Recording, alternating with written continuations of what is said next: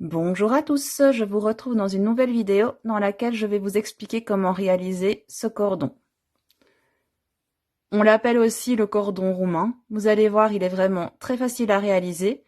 Si vous avez besoin d'un cordon qui est assez solide et en tout cas qui n'est pas élastique, je vous conseille cette méthode. Vous allez voir, une fois qu'on a le coup de main, c'est aussi très rapide à faire. Et je vous laisse avec la suite du tutoriel. Pour ce cordon, je vous conseille de prendre à chaque fois un crochet en dessous de ce qui est conseillé pour la laine. Donc par exemple, si vous avez une laine qui se crochette avec un crochet numéro 4, prenez un crochet numéro 3. Si vous avez la laine qui se crochette avec un crochet numéro 5, prenez un crochet numéro 4. On va commencer par faire un nœud. Et vous allez venir monter 2 mailles en l'air. 1 et 2. Dans la première maille l'air, vous allez venir piquer une maille serrée.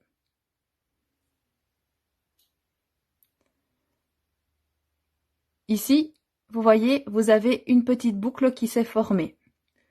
Vous allez tourner votre travail vers votre crochet pour avoir cette boucle au niveau de votre crochet. Donc en tout, vous avez tourné votre travail de 180 degrés. Voyez, ma boucle est là.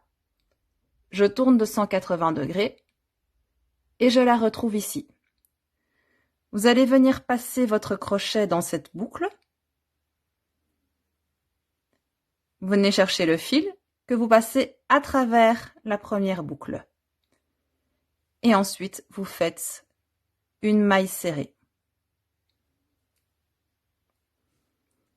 Ici, vous voyez, vous avez 2 petites boucles qui sont formées. Vous tournez votre travail de 180 degrés et vous allez passer votre crochet au travers des 2 boucles. Vous venez chercher le fil. Vous passez le fil au travers des 2 premières boucles. Vous venez chercher le fil et vous faites une maille serrée. Et à chaque fois, vous voyez maintenant, vous avez 2 boucles qui se forment sur le côté. À chaque fois, vous allez tourner votre travail vers le bout du crochet, passer le crochet au travers des 2 boucles, vous cherchez votre fil, vous le passez au travers des 2 premières boucles et vous venez faire une maille serrée. Et vous continuez comme ça jusqu'à la longueur désirée. Je tourne mon travail, je passe au travers des 2 boucles, je viens chercher mon fil, je les passe au travers des 2 premières boucles et je fais ma maille serrée.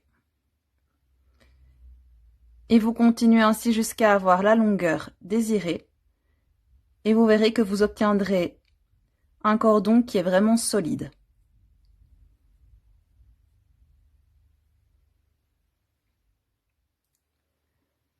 Voici ce que donne le rendu une fois qu'on a continué un petit peu le cordon. Donc vous pouvez voir, ça donne un assez joli rendu. Si vous tirez dessus, vous voyez, ce n'est vraiment pas très élastique, donc ça peut vous être utile pour vraiment beaucoup de choses au crochet.